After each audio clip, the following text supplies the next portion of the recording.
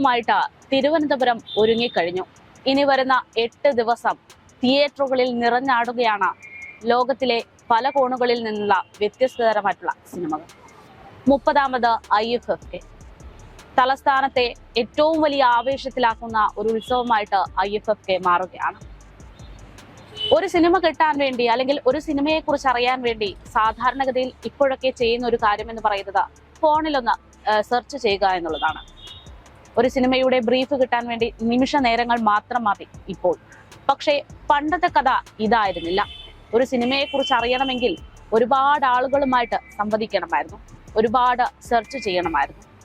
അത്ര എളുപ്പമായിരുന്നില്ല ഒരു സിനിമയെ കുറിച്ച് പഠിക്കുക എന്നത്.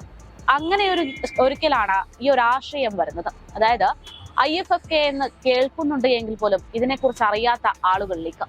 1994 ആദ്യമായിട്ട് കേരളത്തിൽ IFFK നടക്കുന്നത്. മലയാളികൾ ഒരു തവണയെങ്കിലും ആസ്വദിക്കേണ്ടുന്ന, എക്സ്പീരിയൻസ് ചെയ്യേണ്ടുന്ന ഒന്ന് തന്നെയാണ് ഈ ഫിലിം ഫെസ്റ്റിവൽ.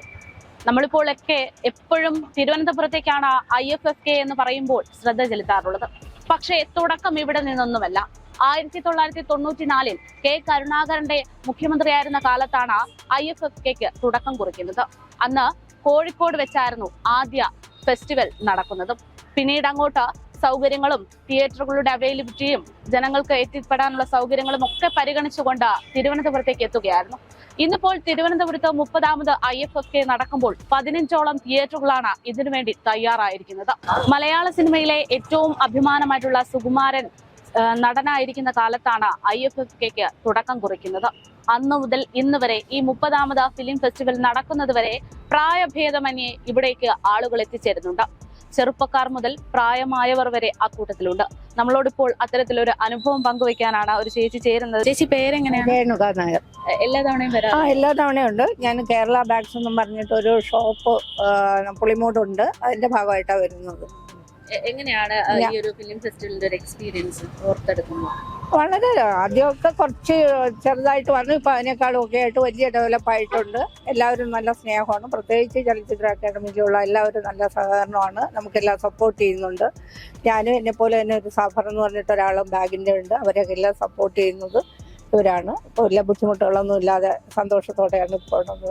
ഈ ലോകോത്തര നിലവാരമുള്ള സിനിമകളാണല്ലോ പ്രധാനമായിട്ടും IFFKയിൽ ഉണ്ടാകാറുള്ളത്. അപ്പൊ അത്തരം സിനിമകളൊക്കെ കാണുമ്പോൾ എന്ത് തോന്നുന്നു? നമ്മുടെ മലയാള സിനിമയും ഒക്കെ ആയിട്ട് ബന്ധപ്പെടുത്തിയിട്ട് എല്ലാം ഒരു വലിയ ഇതായിട്ടൊന്നും അല്ല, എല്ലാം ബെറ്ററാണ്. പിന്നെ നമുക്ക് ഞാന് കാണുന്ന കൂടുതലും മലയാള സിനിമ. ഞാൻ പൊതുവെ എൻ്റെ മകനൊരു കവിയാണ്, പിന്നെ ഞാൻ കുറച്ച് എഴുതുകയും വായിക്കുകയൊക്കെ ചെയ്യുന്ന ആളാണ്. പിന്നെ ഇതുപോലെ ഇങ്ങനെയൊക്കെ പോകുന്നത് കൊണ്ട് എനിക്ക് കൂടുതൽ സിനിമ കയറാൻ പറ്റില്ല. എങ്കിലും ഞാൻ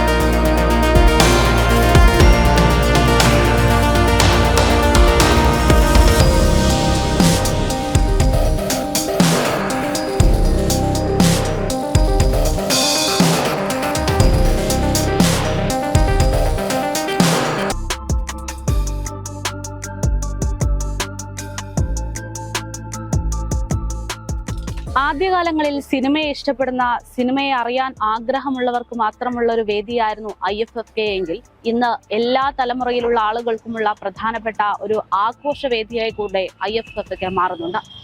അവർ ധരിച്ചു വരുന്ന ഓരോ വസ്ത്രത്തിന് പോലും അർത്ഥങ്ങളുണ്ട്. അതുമായി ബന്ധപ്പെട്ട് അവർക്ക് പറയാൻ ഒരുപാട് കാര്യങ്ങളുമുണ്ട് എന്നുള്ളതാണ്.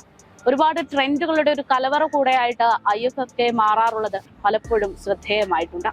എന്തായാലും അത്തരത്തിലുള്ള ഒരുപാട് കാഴ്ചകളിലേക്കാണ് ഇനി വരുന്ന 8 ദിവസം നിങ്ങളെ കൂട്ടിക്കൊണ്ടുപോകുന്നത്. സിനിമ കാണുക എന്നത് മാത്രമല്ല, സിനിമയെ കുറിച്ച് സംസാരിക്കാനും അതിനു പറ്റിയ ഒരുപാട് ആളുകളുമായിട്ട് പരിചയപ്പെടാനും പറ്റിയിട്ടുള്ള ഒരു ഇടം കൂടെയാണ് IFFK വേദി എന്നുള്ളതാണ്.